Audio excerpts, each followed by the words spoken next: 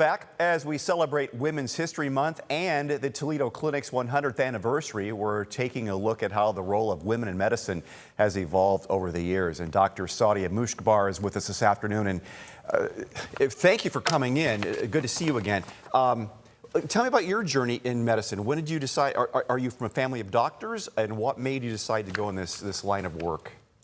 That's a very good question. And I am not from a family with doctors. That was my own decision. I really enjoyed it, and I'm very happy that I'm a doctor and I was able to be in this profession. Right from the very beginning, it is always very rewarding to be able to help someone, to bring some meaningful experience and a meaningful change in somebody's life.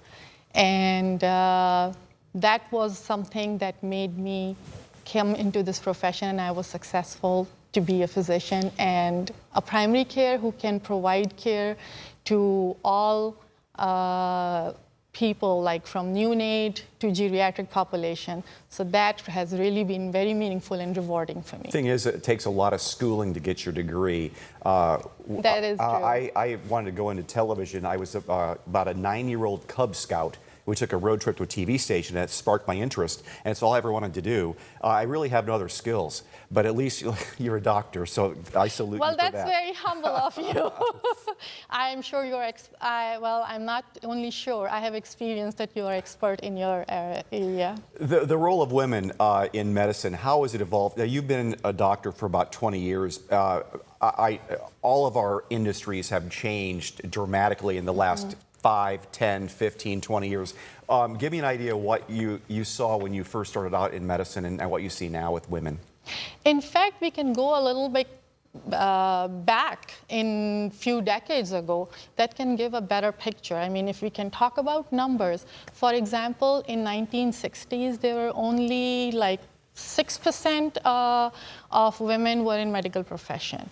Then we come to 1980s era, there were like around 30% of women were in medical profession. And then if you come to 2023 till 2026, so there are like 38% of women are in medical profession and in different roles, which is great. So in other words, I would say, that the pipeline has flipped, but the workforce has still to catch up, which means that women still need to be represented more in leadership roles and in higher up roles. Well, that will happen.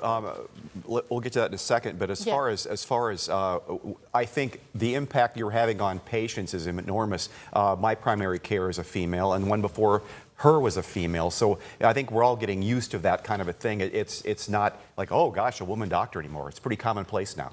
That is certainly, like I said, if you compare to a few decades ago when there were not many women, and I guess it's probably because, you know, they were not getting opportunities and not able to express their talent and education and their skills. Now, definitely the path is easier. There's still a long way to go. They are more and more out there to show their skills and their abilities and their confidence, which is obviously you're experiencing and a lot of other people are experiencing. And we have about 30 seconds left, but and as more women go into medicine also, and they go through it in careers, more leadership positions, they're running hospitals, and that's becoming more commonplace now too. Yes, and we need more of them so that they can do more mentorship, advocate not for each other but for the patients, and to be play more role in policy making and further education for other people. So Toledo Clinic's turning 100? Yes. Big 100. Birthday cake, some big celebration? Yes, yes. Would love to have big cake sometimes. Doctor, thank you so much for being here today. Thank you for having me. Good to see you.